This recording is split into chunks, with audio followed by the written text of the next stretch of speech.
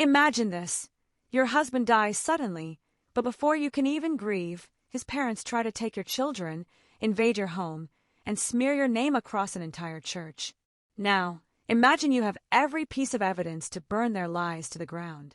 That's exactly what I did, and trust me, it was glorious. If you've ever been lied about, humiliated, or pushed to your breaking point, and wished you could serve justice on a silver platter, hit that like button, subscribe, and get ready for one of the most satisfying revenge stories you'll hear today. I'm 46, a single mom to 2 teenage girls, 17 and 15. My ex-husband passed away last year in a sudden accident. But this isn't a tragic love story, it's messy. Because before he died, my daughters discovered he'd been cheating on me. Not just cheating, he'd fathered 2 sons with his affair partner. And then fate twisted the knife. She died too. You'd think that would be the end of the chaos. You'd be wrong. His parents, my ex-in-laws, decided this was their moment to swoop in. They wanted custody of my daughters, and if that wasn't enough, they wanted to move in with us. Last week, we went to our town's weekend market. Stalls full of fresh bread, jars of honey, and baskets of fruit. My youngest had a birthday coming up, so I gave her some cash and told her she could splurge on whatever she wanted. An hour passed, no sign of her. Just as I was about to call, my phone rang. She was sobbing. "Mom, there's some weird people. They won't let me go." My stomach dropped. I grabbed my oldest and we ran. When we found her, 6 older women I recognized from my ex-in-law's church, had my daughter cornered.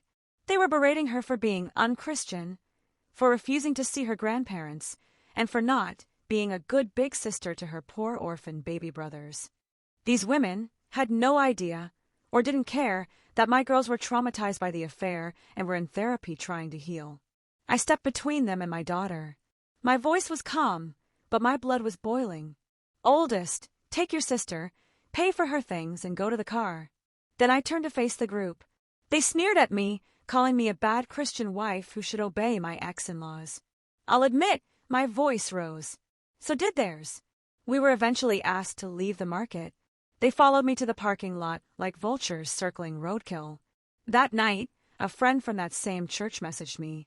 Apparently, my ex-mother-in-law had posted an epic sob story on the church's Facebook group, painting herself and her husband as poor, homeless victims, left penniless by me. She claimed I'd turned my daughters against them and that it was somehow my fault they lost custody of their precious grandsons. The kicker? She twisted the whole affair story by claiming the other woman was a surrogate and I'd rejected the boys because they were male. Now here's the thing. This church might be conservative and judgmental about a lot of things, but the one thing they will not tolerate is cheating. And lucky for me, I had proof. You see, I was mid-divorce when my ex died, and I'd collected everything. No legal risks for sharing it, since the divorce was never finalized. The next morning, I went to a print shop.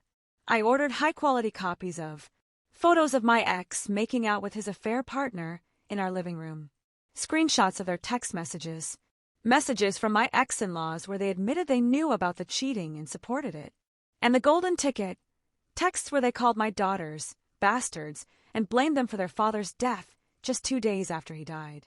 I wasn't just going to drop these as boring papers. No. I spent hours crafting personalized binders that looked just like the churches and packets. The very first page, a big, crystal-clear photo of my ex and his affair partner with the title, Ex's Name and Affair Partner's Name, A Love Story. Before Sunday service, I quietly slipped the binders onto the back table where extra hymn books were kept. No one checked them. The reaction? Instant chaos. The church gossip mill went into overdrive. My phone lit up with messages, some furious, some apologetic. The pastor himself had to step in to stop people from calling my ex and his mistress words I can't repeat here. My ex-in-laws, shamed into leaving the church entirely, their Facebook sob story evaporated overnight.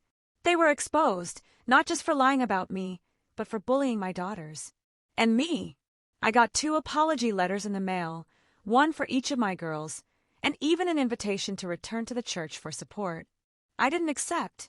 The revenge wasn't just about humiliating them, it was about reclaiming my daughter's dignity.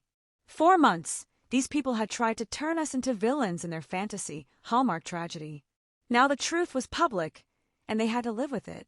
Sometimes, the only way to deal with liars is to give them enough rope to hang themselves, and then make sure the whole town sees.